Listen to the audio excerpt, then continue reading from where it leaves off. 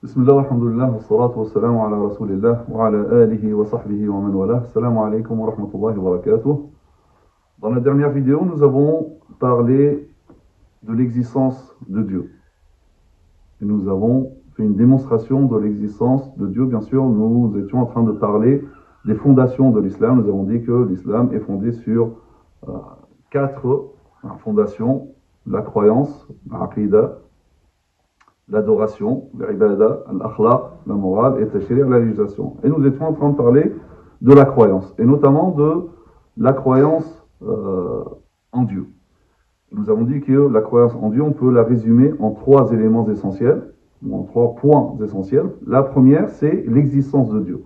Et nous avons dit que c'est la première mission de la raison, c'est de prouver l'existence de Dieu. Et nous avons fait une première démonstration qui fait appel à la cause téléologique, donc, c'est-à-dire que chaque chose qui a une finalité a forcément un concepteur, un fabricant. Nous avons démontré cela avec des exemples évidents en réalité. Nous avons vu que tout l'univers est fondé sur un ordre et que cet ordre suggère un ordonnateur. Malgré cette évidence, les matérialistes, issus donc bien sûr de la philosophie du matérialisme, qui disent qu'en réalité, il n'y a que la matière qui existe. Dieu n'existe pas, il n'y a pas l'âme, ruh, il n'y a rien, c'est que la matière. Et donc, les matérialistes avancent qu'il n'y a en réalité ni but, ni finalité dans l'existence, dans l'univers. Tous ces équilibres que nous voyons dans l'univers, tous ces ordres-là, cette harmonie, en réalité, tout ça, c'est le fruit d'une pure coïncidence, le hasard. Parmi les exemples qu'ils donnent, ils disent que si on venait à lancer trois lettres d'un vers de l'Iliade, par exemple, il arrive parfois qu'elles retombent de façon à constituer un mot. On prend donc de ce poème, donc trois lettres, on jette, ça tombe, parfois ça peut composer un mot. Et donc il dit, donc pourquoi la chose ne va pas se répéter plusieurs fois lorsqu'on va jeter 4 lettres, 5, 6 ou davantage. Et si un mot peut se composer, pourquoi pas un vers, pourquoi pas un poème tout entier. Alors, on va d'abord parler aussi d'une autre controverse, celle de Engels. Engels, ce philosophe allemand, lui aussi attaque à la téléologie, donc le fait de dire que toutes les dispositions naturelles sont finalisées, donc ils ont une finalité. Lui, il attaque cela avec un air moquant, disant que, voilà, lui, il remet bien sûr, il attaque à cette téléologie en disant que tout ça, ça n'existe pas. Et l'exemple qu'il donne, en se moquant, il donne l'exemple, donc il dit, les chats ont été créés pour manger les souris pour être mangées par les chats. En fait, parce que pour lui, donc voilà, si tout est finalisé, donc c'est quoi le rôle de la souris? C'est qu'elle soit mangée par le chat. Et le rôle du chat, c'est quoi? Juste qu'il mange la souris. Donc il se moque en disant, bah non, il y a des choses, voilà, il n'y a pas de finalité. Et donc, comme lui, il ne perçoit pas de finalité dans cet exemple, donc il en conclut que tout le reste, finalement, c'est le hasard. Donc, il n'y a pas de finalité. Alors, on va essayer de répondre à ces deux controverses. Tout d'abord, le premier exemple, bien qu'il paraît un petit peu construit, mais en réalité, c'est un leurre, une duperie. Pourquoi? Parce que cela suppose que, donc déjà, il y a quelqu'un qui jette les lettres. Donc, il y a une intervention quand même. Les lettres ne sont pas venues comme ça, tout ça. Mais bon, on fait abstraction de cela. Mais ça suppose que lorsque on jette les lettres, d'une manière complètement aléatoire, supposons qu'on constitue un mot. Mais ça suppose qu'on garde ce mot, on le met de côté. Donc là encore, il y a quelqu'un qui a vu le mot et qui l'a mis de côté. Donc ce n'est pas complètement aléatoire. Et ça suppose qu'après on jette d'autres lettres et on trouve un autre mot. Il y a encore quelqu'un qui va le mettre à côté du premier mot trouvé. Or, en réalité, ça, c'est une duperie parce que c'est pas le bon exemple. Parce que l'exemple qu'on aurait pu entendre, c'est on a des lettres et on les laisse comme ça. Il n'y a pas d'intervention. Supposons qu'il y a un vent qui vienne. Mais là encore, il y a l'intervention du vent. Mais c'est pas grave, on fait abstraction de cela. Donc, il y a le vent qui souffle, et là, on trouve, comme par hasard, un vers, un poème. Donc, ou même pas en réalité, le vent souffle, on va avoir un mot. Sauf que après, le vent, il va ressouffler à nouveau, et tout va être éparpillé, y compris ce mot. Même ce mot-là, il va être éparpillé. Donc on n'a plus ce mot. Imaginons, on a encore un autre mot après. Mais quand on va refaire, il y a encore à nouveau le vent qui va souffler, ce même mot, il va être éparpillé. Donc du coup, tu peux répéter cela un millier de fois, tu n'auras jamais un vers, tu n'auras jamais un poème. Donc la présentation, comment on nous présente les choses, c'est un leurre, c'est une duperie. Parce qu'on suppose qu'à chaque fois qu'on trouve un mot, on le met de côté. Mais non, c'est pas ça. Si tu veux être complètement aléatoire, donc il faut refaire l'expérience sur le tout. Et donc du coup, tu n'as jamais un mot qui reste, et donc jamais une phrase, encore moins un texte ou un dictionnaire, etc. Quant à l'exemple de Engels, en fait, Engels, comme j'ai dit, il n'a pas compris cette finalité. Quel est le rôle du chat? Quel est le rôle de la souris, du rat, etc. Et donc, comme pour lui, il n'y a pas de finalité ici, donc l'univers également, il n'y a aucune finalité dans tous les éléments, dans toutes ces dispositions de l'univers. En fait, Engels, il est comparable à quelqu'un qui rentre dans une maison. Je rentre dans une maison, je rentre dans le salon, je trouve des fauteuils, et j'en conclus que là, c'est fait justement pour que les gens se reposent, s'assoient confortablement. Ensuite, je vais dans la cuisine, je vois qu'il y a les tables, les chaises, les assiettes, etc. Tiens, tout est fait pour qu'on puisse s'asseoir ici et manger. Donc, et je regarde dans toute la maison, je vois que toute chose est faite pour un but précis. Et j'en conclus forcément que déjà même la disposition des pièces, etc., ça a été pensé, et donc il y a un ordre, donc il y a un ordonnateur. Et là, à un moment, je me retourne, je trouve sur le mur un clou. Je regarde, j'ai beau réfléchir, je ne trouve pas à quoi sert ce clou. Donc, il n'a aucune finalité. Donc, je juge que finalement, toute la maison là, ça a été fait d'une manière hasardeuse. Donc, finalement, non, il n'y a pas d'ordre, il n'y a aucune finalité à tout cela. Non, là, on va me dire, mais non, là, c'est pas raisonnable. C'est pas parce que je ne sais pas à quoi sert ce clou que tout le reste n'est pas ordonné et qu'il n'y a pas un but derrière. C'est juste parce que j'ai ignoré cela. Engels, c'est pareil, parce qu'il ignore la fonction de certaines choses, il remet en question l'existence de la finalité dans toutes les choses. Ça, ce n'est pas du tout rationnel. Et d'ailleurs, si lui-même aurait consulté, ou peut-être, je ne sais pas, à l'époque, c'était pas assez développé, mais s'il avait consulté, ou ceux qui prennent son avis consultent maintenant les ouvrages traitant de l'équilibre de l'écosystème, ils vont trouver que toute chose, même ces insectes ou les animaux qu'on suppose indésirables, qu'on considère indésirables, ils ont une fonction. Rappelez-vous, dans la vidéo précédente, j'ai donné l'exemple des fourmis de feu aux États-Unis, avec la mouche. Chaque chose, même les choses qu'on croit être insignifiantes, il y a, comme ça, vous pouvez même regarder sur Internet, etc., le rôle des rats, etc. Chaque chose a un rôle. Donc maintenant, si toi, tu ne sais pas quel est le rôle de telle ou telle chose, il ne faut pas généraliser. Ton ignorance n'est pas un argument. Ce n'est pas une preuve. Et en réalité, ils nous disent que finalement, ces choses, donc les planètes, la Terre, elle s'est trouvée à cet endroit-là, avec qui n'est pas donc qui est incliné par rapport à son axe de rotation. La distance, la Terre, Lune, la Terre, Soleil, tout ça finalement, c'est venu d'une manière par coïncidence, par hasard. Alors qu'en réalité, le hasard n'existe pas. Le hasard n'existe pas.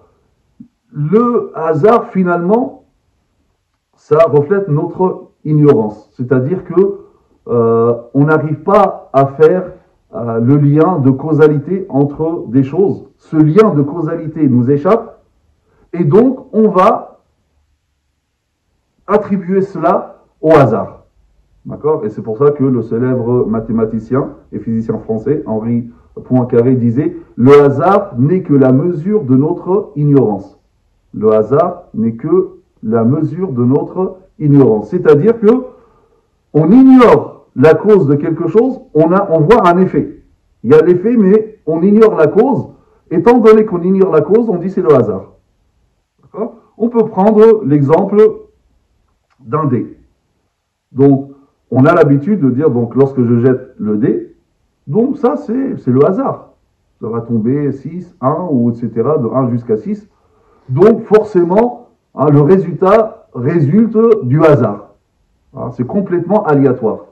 Alors qu'en réalité, c'est pas vrai. C'est pas vrai. Tout dépend donc du poids du dé, de la vitesse avec laquelle on l'a lancé, etc. Sauf que parce que la main humaine n'est pas un instrument assez précis, donc on va dire c'est par hasard. Mais en réalité, non, ce n'est pas du tout le hasard. D'accord? Ce n'est pas du tout, c'est juste une illusion de l'aléa, de la coïncidence. C'est le fait que la main de celui qui a lancé n'est pas un instrument suffisamment précis pour influer d'une manière volontaire le résultat. Voltaire disait « Ce que nous appelons hasard n'est et ne peut être que la cause ignorée d'un effet connu. » Ce que nous appelons hasard n'est et ne peut pas être autre chose que la cause ignorée d'un effet connu. C'est-à-dire, nous connaissons l'effet, mais comme on ignore la cause, on a dit c'est le hasard.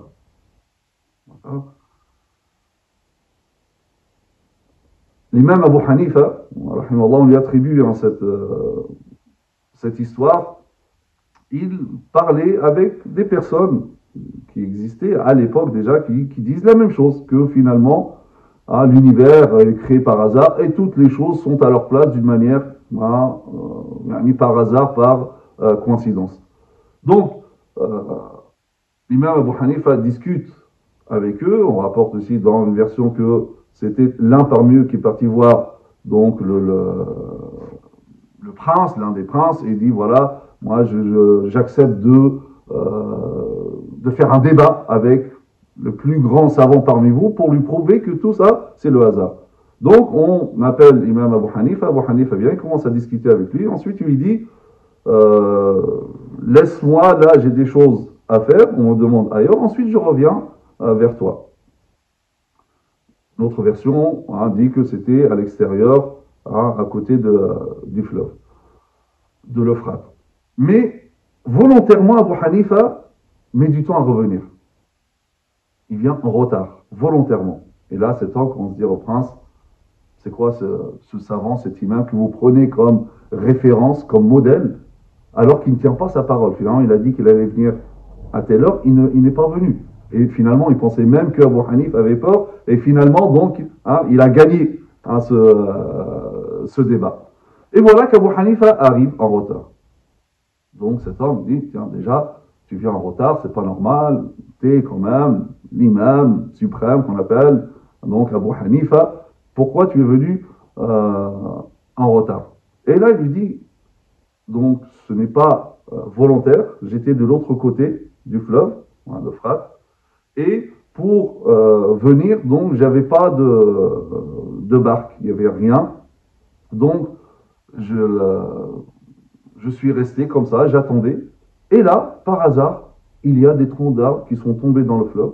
Ils se sont tous assemblés, ordonnés, donc les uns à côté des autres. Donc, et je vois devant moi donc une barque qui se construise. Donc dès que ça allait finir, je me suis monté et je suis venu.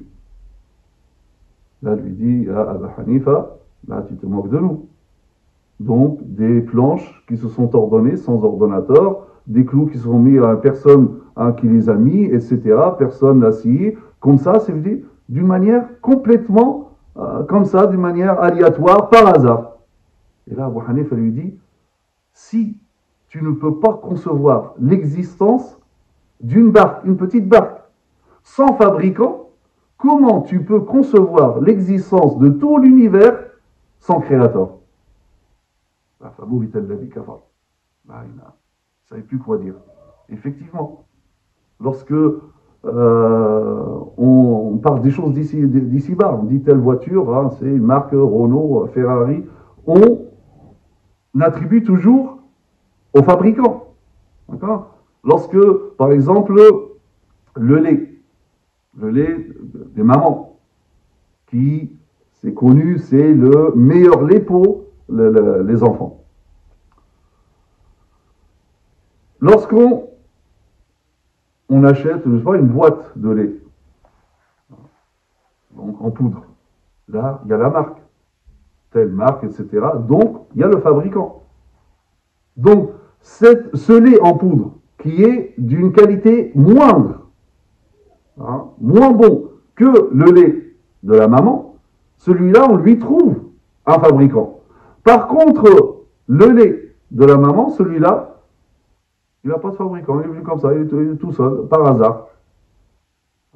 Ou c'est Dame Nature. L'autre, le lait en poudre, on n'a pas dit c'est Dame Nature, non, c'est le fabricant. Mais celui-là, il est par hasard. Dans une exposition scientifique, il y avait un professeur qui a réalisé une maquette du système solaire à l'échelle. Donc le Soleil a mis une ampoule au milieu avec donc les différentes planètes. Le système solaire vraiment très bien fait, donc ça tournait, etc. Très très bien fait à l'échelle. Là, il y a, entre guillemets, l'un de ces matérialistes arrive, il voit ça, c'est vraiment très bien fait. Les planètes tournent autour du Soleil, la Lune autour du Soleil, la Lune autour de la Terre, etc. Vraiment très très bien. Et là, instinctivement, il lui pose la question, qui a fait cela? Là, le professeur qui a fait cette maquette, il lui dit, mais vraiment ta question est étrange, tu es étrange. Lorsque tu vois cette maquette, quand tu as vu comment elle est faite, instinctivement, ça t'a suggéré qu'il y avait forcément un fabricant, c'est pas venu tout seul. Alors que le système, le vrai, l'univers, lui, celui-là, tu dis qu'il est venu par hasard. Là, effectivement, là aussi, il n'a pas su quoi dire. Parce que c'est des évidences. Parce qu'on revient à cette notion de hasard. On a vu que la distance entre la Terre et le Soleil, c'est une distance parfaite. 150 millions de kilomètres. 150 millions de kilomètres. C'est la distance parfaite pour qu'il puisse avoir une vie sur la Terre et pour que l'être humain puisse vivre. Imaginons, on fait cette expérience, je prends 2 balles à l'un d'entre vous, donc je mets une balle par terre, je vais graduer une distance de 1 mètre jusqu'à 10 mètres, de 1 jusqu'à 10 par mètre, l'unité donc 1 mètre, et je lui demande, pose-moi cette balle à une distance, donc je choisis dans ma tête une distance que je considère parfaite pour moi. Et je dis, tiens cette balle, et je veux que tu mettes cette balle à la distance que j'ai supposée moi dans ma tête. Quelle chance, c'est de la probabilité, quelle chance il aura pour mettre cette balle à la distance que moi je veux, de 1 jusqu'à 10, donc ça va être une chance sur 10. Il a une chance sur 10 de tomber sur cette distance que moi je veux. Si la distance était de 1 à 20, la chance est de 1 sur 20. Si c'était sur 100 mètres, 1 sur 100. Si c'est sur 1 km, 1 sur 1000, déjà là, on parle d'impossible. Ici, la chance est négligeable. Hein, c'est impossible. Alors, que dire de cette distance parfaite? La chance, c'est 1 sur 100 millions de kilomètres, et il faut aussi multiplier par, si on a vu par mètre ici, donc par 1000 encore en dessous. C'est complètement négligeable, c'est-à-dire c'est tout simplement, ça veut dire impossible. Impossible que ce soit par hasard. Donc, le hasard n'existe pas. Albert Einstein nous dit, pour réfuter cette notion du hasard, il dit « L'idée que l'ordre et la précision de l'univers seraient le résultat d'un hasard aveugle est aussi peu crédible que si, après explosion d'une imprimerie, tous les caractères retomberaient par terre dans l'ordre d'un dictionnaire. » Dans une imprimerie, il y a une explosion, tous les caractères se dispersent et on trouve un dictionnaire. Voilà ce qu'on appelle les miracles de l'athéisme. L'athéisme, bien qu'il ne croit pas aux miracles, mais l'athéisme produit des miracles. Du chaos apparaît l'ordre. Du néant naît l'existence. De la non-vie, on obtient une vie. C'est miraculeux. C'est le miracle de l'athéisme. Donc, tout cela ne peut que confirmer que cet univers a un ordonnateur, un fabricant, un créateur qui est Dieu. On continuera, Inch'Allah Ta'ala, dans une autre vidéo pour exposer tout cela. Barakallahu fikum, subhanaka wa bihamdik, nashhadu an la ilaha illa ant, nastaghfiruka wa natubu ilayk, wa sallallahu ala sayyidina Muhammad wa ala alihi wa sahbihi wa sallam taslima. Assalamu alaykum wa rahmatullahi wa barakatuh.